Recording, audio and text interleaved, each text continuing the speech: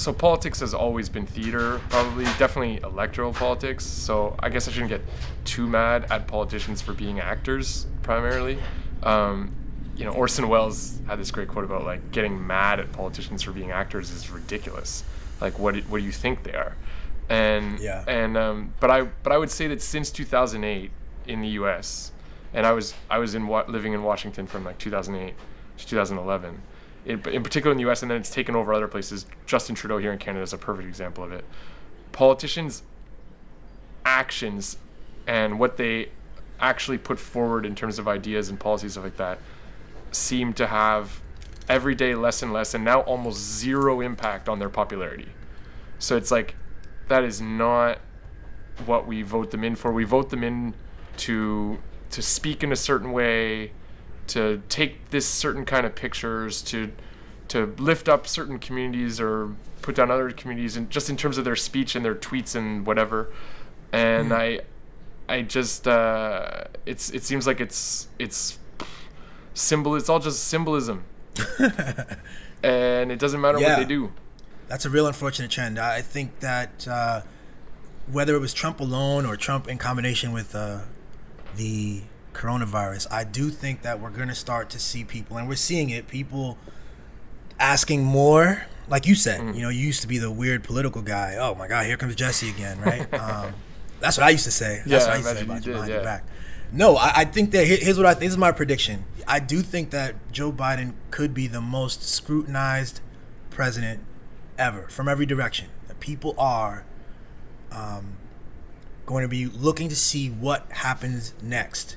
Will there be some real effort to reform even people are really looking at the entire electoral process, the voting process, looking at the Electoral College, looking at the way Supreme Court justices are nominated, looking at the disparate ways that voting takes place in all the states across the country, and are asking for some, like, how is it possible that this is a mess, and how could that even...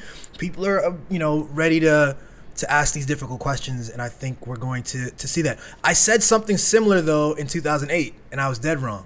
And so I'm going to put that straight away and just say I'm interested to see how it goes. But I think it's going to be up to people to really demand that, to really demand and start and, like, lead fuller conversations, or else it'll just go back. Yeah, I'm done with the conversations.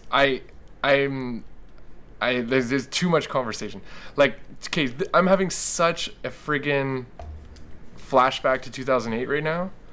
It's terrifying, except with some key differences. So 2008, when Obama gets elected, Bush, it was a campaign for hope, but it was also an anti-Bush thing, right? Like, people were done with Bush. Bush had been seen as this incompetent dude who had set the United States back on the world stage.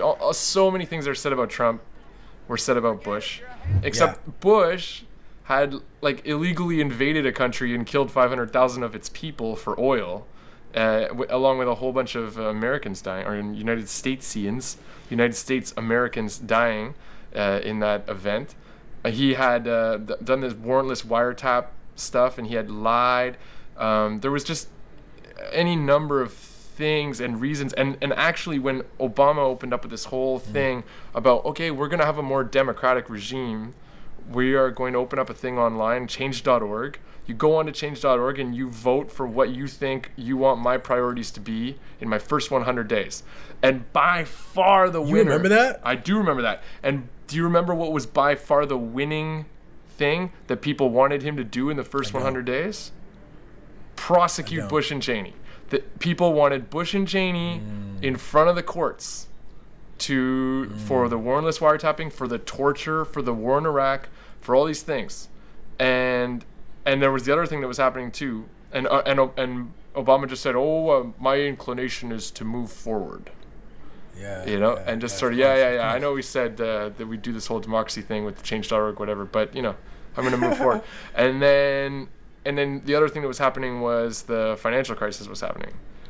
And there was this idea that he was going to, in some way, reform Wall Street.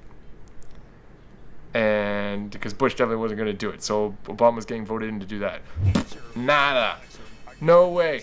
Wall Street saw its best years ever came after that. And he was naming his cabinet during that time, and he gave all the best positions to Wall Street people, Timothy Geithner and all these guys. And then now it's happening all over again. It's the exact same thing is happening. And except this time there's no movement based around issues. You know, it's like it's even worse. You know, and instead of people feeling disappointed that Timothy Geithner got named, now we're celebrating that Janet Yellen gets named as Treasury Secretary, because it's a great thing that we're gonna have some reasonable, stable individual in there. You know, as if that wasn't taken for a given. It's really sad, man. This is why I'm wearing my happiest shirt. I said I was gonna wear my happiest shirt for this episode, my most festive shirt, because almost everything I'm gonna say today is gonna be negative. It's hard to imagine me coming up with anything positive. That's not just cynical humor.